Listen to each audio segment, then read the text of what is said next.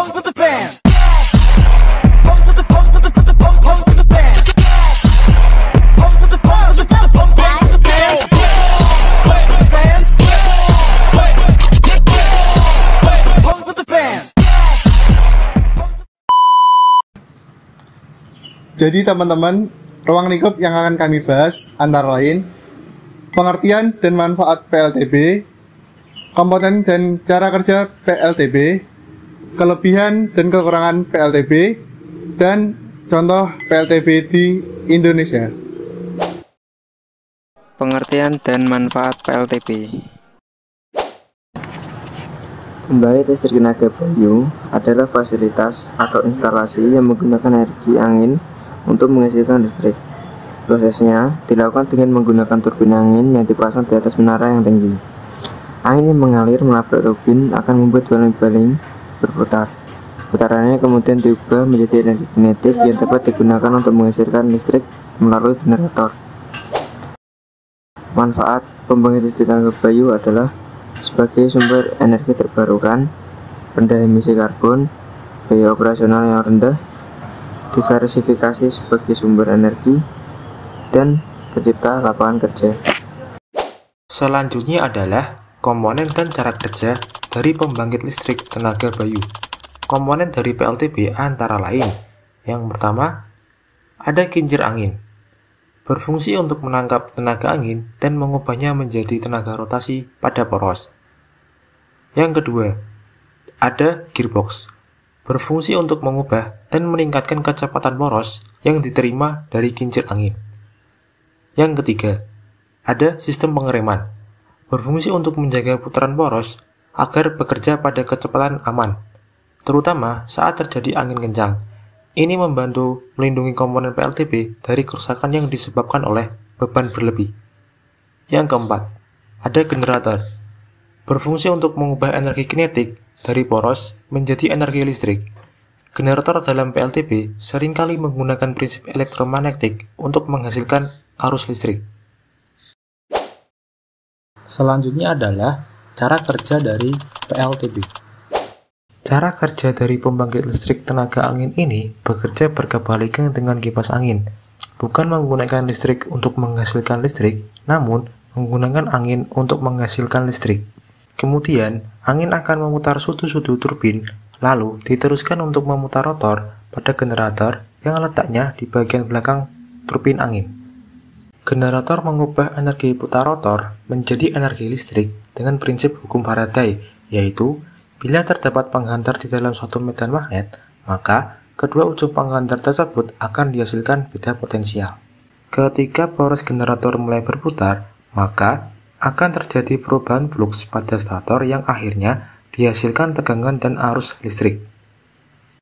Tegangan dan arus listrik yang dihasilkan inilah kemudian masuk ke transformator dan gardu untuk menaikkan tegangan arus listrik atau menyalurkan atau meneruskan tegangan listrik tegangan menengah ke konsumen tegangan rendah.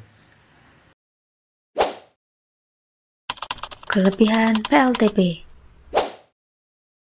Yang pertama, sumber energi bersih. Proses pembangkitan listrik dari angin tidak menghasilkan emisi gas rumah kaca atau polusi udara, sehingga berkontribusi pada upaya mengurangi dampak perubahan iklim.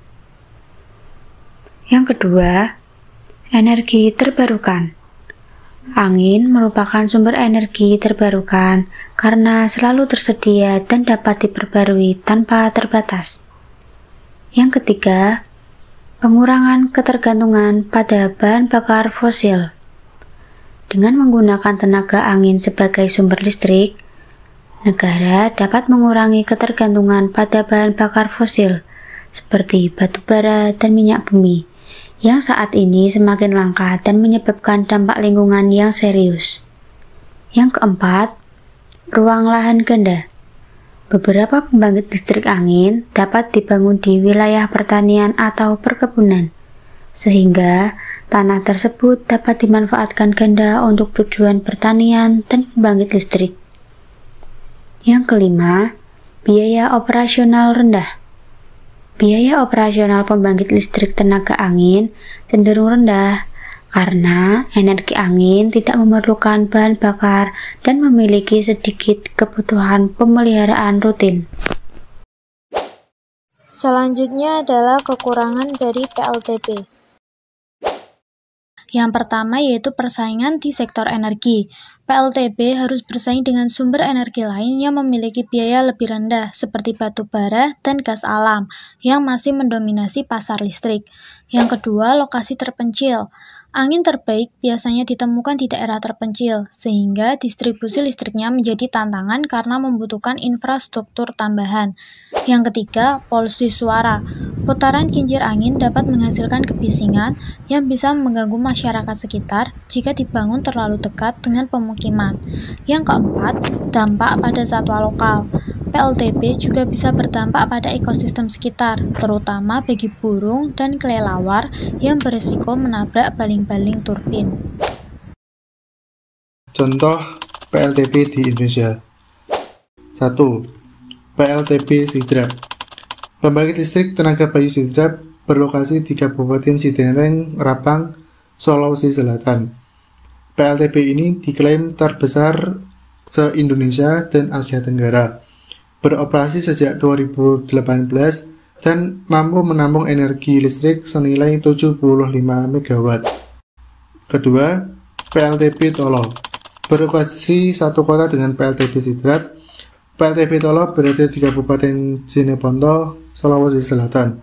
Pengoperasian pembangkit listrik tenaga angin ini sudah dijalankan sejak 2019 dengan kapasitas tenaga yang ditampung sebesar 72 MW.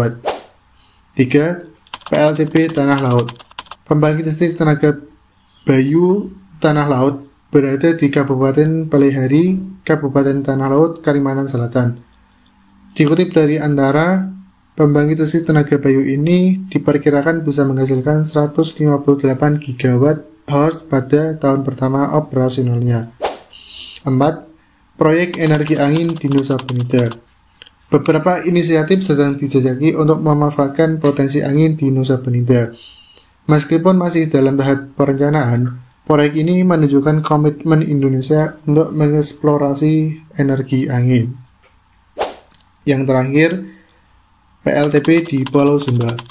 Proyek pembangunan PLTP di Pulau Sumba merupakan bagian dari upaya untuk mendukung akses energi yang berkelanjutan bagi masyarakat lokal, dengan kapasitas yang direncanakan mencapai puluhan megawatt.